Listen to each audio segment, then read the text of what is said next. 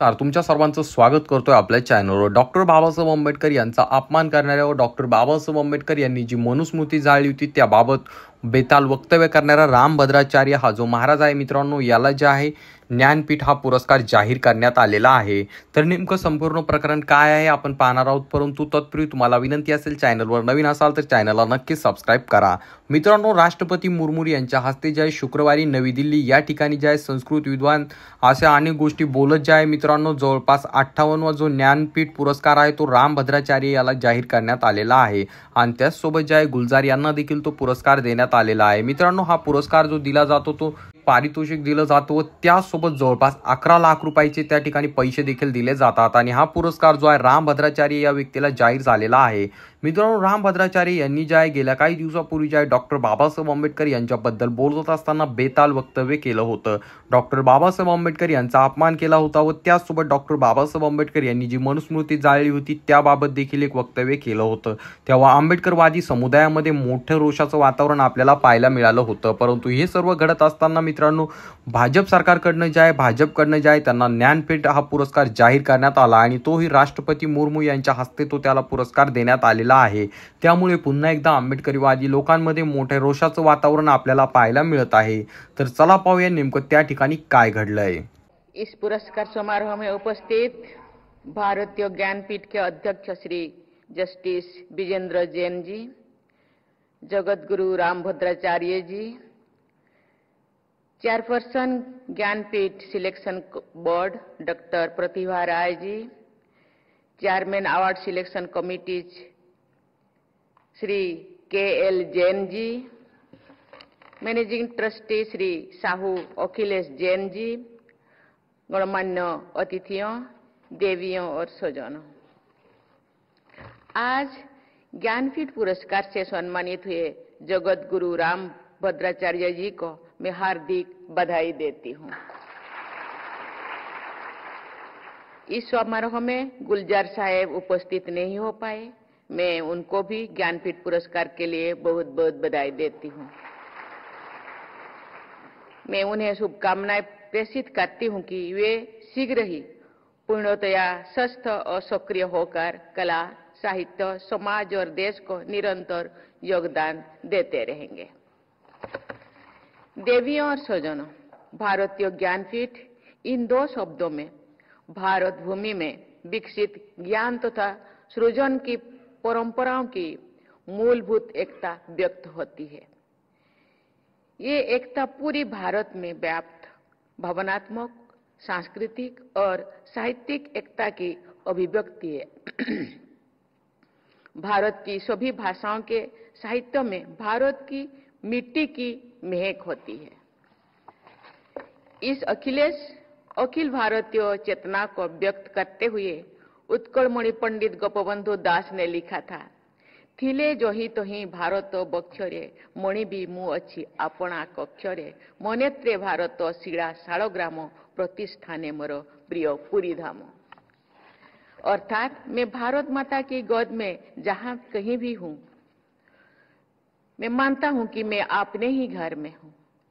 मेरी दृष्टि में भारत भूमि का एक एक पत्थर शिलाग्राम की तरह उपासना यज्ञ है। भारत का प्रत्येक स्थान मुझे जगन्नाथपुरी धाम की तरह प्रिय है। देवियों और स्वजनों, साहित्य समाज को जोड़ता भी और जगाता भी है। 19वीं सदी के सामाजिक जागरण से लेकर 20वीं सदी में हमारी स्वाधीनता संग्राम से जन जन को जोड़ने में कवियों और रचनाकारों ने महानायकों की भूमिका निभाई है। बंकिम चंद्र चट्टोपाध्याय द्वारा रचित वंदे मातरम गीत लगभग 150 वर्षों से भारत माता की संतानों को जागरूक करता रहा है और सदैव करता रहेगा। साहित्य की इस शक्ति को सम्मान देते हुए हमारी प्राचीन परंपरा में कवि अर्थात रचनाकार को सबसे अधिक सम्मान दिया गया है और कहा गया है, कबीर मनीषी परिभु स्वयंभू, अर्थात सृष्टि के रचयिता ब्रह्मा कवि है, मनीषी है, सर्वत्र व्याप्त है और स्वयंभू भी है। वाल्मीकि, व्यास और कालिदास से लेकर रविंद्रनाथ ठाकुर जैसे कालजयी महाकवियों की रचनाओं में हमें जीवंत भारत का स्पंदन महसूस होता है। ये स्पंदन ही भारतीयता का स्वर है। हम सबकी भारतीयता चेतना के स्तर पर तो है ही, वो हमारे अवचेतन का भी अंग है। मैं जिस परिवेश में पली बढ़ी हूँ उनमें संताली तथा ओडिया भाषाएं प्रमुख है। आज 140 करोड़ देशवासी मेरा परिवार है।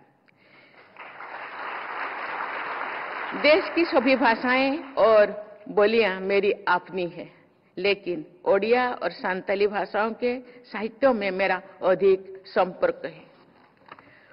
ओडिया के आदि कवि सारला दास की महाभारत, बलराम दास की दांडी रामायण तथा अति बड़ी जगन्नाथ दास के भागवत पुराण का मुझ पर गहरा प्रभाव पड़ा है। इसी प्रकार संताली में रघुनाथ मुर्मू जी की विदुचंदन तथा खेरवाड़ा वीर नामक नाटक का जनमानस में बहुत प्रभाव देखा जाता है।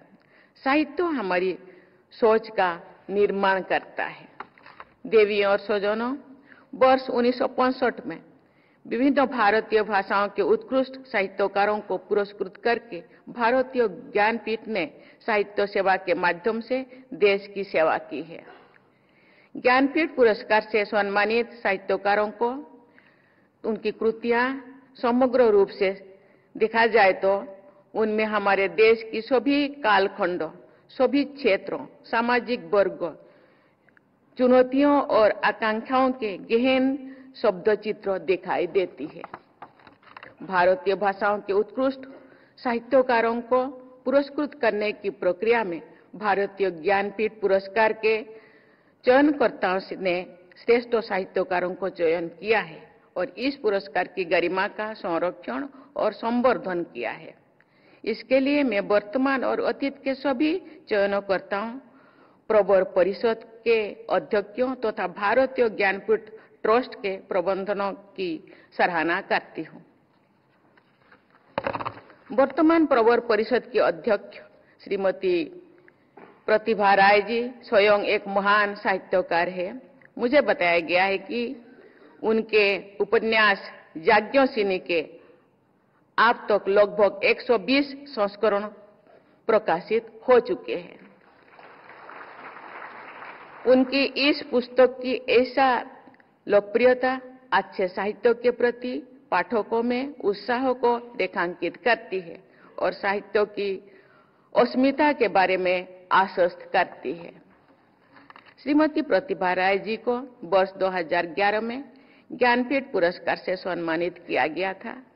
उनके अलावा ज्ञानपीठ पुरस्कार से सम्मानित महिला रचनाकारों में आशापूर्णा देवी, अमृता प्रीतम, महादेवी वर्मा, कुर्तुल एन हैदर, महेश्वता देवी, इंदिरा गोस्वामी और कृष्णा सावत सोबिती जैसे असाधारण महिलाएं शामिल है। इन महिला रचनाकारों ने भारतीय परंपरा और समाज को विशेष संवेदना के साथ देखा है, अनुभव किया है तथा हमारे साहित्य को समृद्ध किया है। मैं चाहूंगी कि इन श्रेष्ठ महिला रचनाकारों से प्रेरणा लेकर हमारी बहनें और बेटियां साहित्य सृजन में बढ़ चढ़कर भागीदारी करें और हमारी सामाजिक सोच को और अधिक संवेदनशील बनाएं।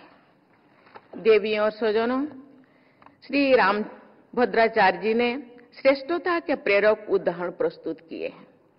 आप अनेक प्रतिभाओं से संपन्न हैं तथा आपके योगदान बहुआयामी है। आपने शारीरिक दृष्टि से बाधित होने के बावजूद अपनी अंतर्दृष्टि बल्कि दिव्य दृष्टि से साहित्य और समाज की असाधारण सेवा की है। आपने पाणिनि की अष्टाध्यायी की अति विशिष्ट व्याख्या की है। ब्रह्मसूत्र, भगवद गीता और प्रमुख उपनिषदों पर आपने सारोगर्भित भाष्य लिखे हैं। रामचरितमानस पर आपकी टिप्पणियां और समालोचना नितांत मौलिक है। आप आशु कवि है। आपके द्वारा रचित संस्कृत साहित्य विलुप्त भी है और श्रेष्ठ भी, विपुल भी है और श्रेष्ठ भी। आप देववाणी संस्कृत के विलक्षण उपासक हैं। भारतीय परंपराओं के श्रेष्ठतम व्याख्याताओं में आपका विशेष स्थान है। साहित्य से जुड़े इस समारोह में भी मैं श्री रामभद्राचार्य जी द्वारा दिव्यांगजनों के कल्याण हेतु किए गए अमूल्य योगदान की हृदय से सराहना करती हूं। चित्रकूट में आपने दिव्यांगजनों की शिक्षा के लिए विश्वविद्यालय की स्थापना की और उसे निरंतर आगे बढ़ाया है। आपने परोपकार करायो सत्तांग विभूतयो के आदर्शों को चरितार्थ किया है। आपने साहित्य सेवा और समाज सेवा दोनों ही क्षेत्रों में बड़े पैमाने पर योगदान दिया है। देवी और स्वजनों, मैं समझती हूं कि गुलजार साहब के अनेक प्रशंसक इस सभागार में उपस्थित हैं। गुलजार साहब ने दशकों से साहित्य सृजन के प्रति अपनी निष्ठा को जीवंत बनाए रखा है।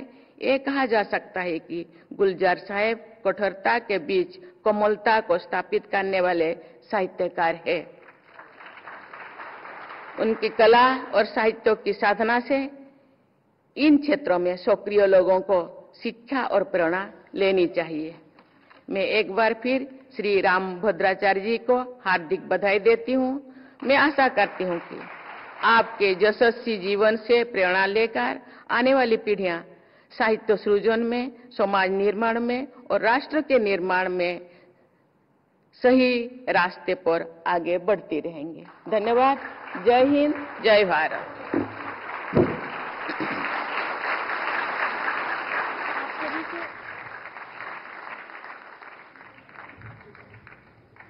आप सभी से अनुरोध है कि कृपया राष्ट्रगान के लिए अपने अपने स्थान पर खड़े हो जाइए।